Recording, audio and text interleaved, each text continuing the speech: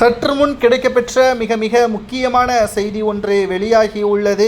எடப்பாடி பழனிசாமி அவர்களை புறக்கணிக்கும் மாவட்ட செயலாளர்கள்.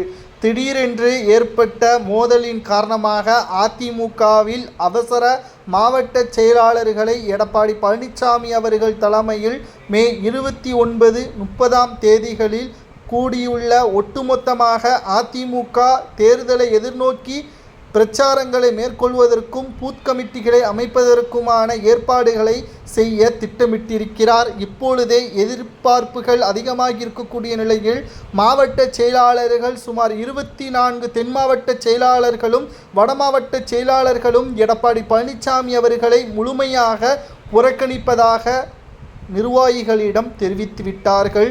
காரணம், அதிமுகவில் ஓபிஎஸ் அவர்களது பெயர் நிலைத்து நிற்கிறது. தொண்டர்கள் ஓபிஎஸ் கட்சியில் இணைந்து அவர் பிரச்சாரத்திற்கு வந்தால்தான் கட்சி வேலைகள் விறுவிறுப்பாகவும் அண்ணன் தம்பி போல் தொண்டர்கள் முழு வீச்சில் வேலை செய்ய முடியும் என்பதையும் மாவட்ட செயலாளர்கள் மூத்த நிர்வாகிகளிடமும் முன்னாள் அமைச்சர்களிடமும் தெரிவித்துவிட்டார்கள்.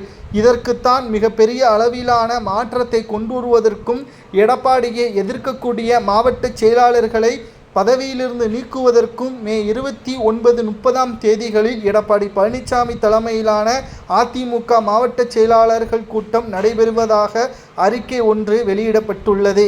இதில் யாரெல்லாம் கலந்து கொள்கிறார்களோ அவர்கள் பதவி தப்பும். பதவிகள் பறிக்கப்படக்கூடிய மாவட்ட செயலாளர்கள் யார் என்றால் மாவட்ட செயலாளர்கள் கூட்டத்தில் கலந்து கொள்ளாதவர்கள் என்ற தகவல் தற்பொழுது கிடைக்கப்பெற்றுள்ளது. சரி, இது எடப்பாடியின் ஆணவத்தை குறிக்கிறதா என்று கேட்டால் நிச்சயமாக. ஏனென்றால் உண்மையான மாவட்ட செயலாளர்கள் ஜெயலலிதா அவர்களுக்கு பிறகு கட்சியை வழிநடத்தக்கூடிய ஒட்டுமொத்த மக்களின் எதிர்பார்ப்பையும் தொண்டர்களது எதிர்பார்ப்பையும் பூர்த்தி செய்யக்கூடிய தலைவருக்கு பின்னால் தான் செல்வார்கள். எடப்பாடி தேர்தலில் வெற்றியடைந்து சிறப்பாக செயல்பட்டு ஓபிஎஸ்ஐ புறக்கணித்தால் சரிங்களாம்.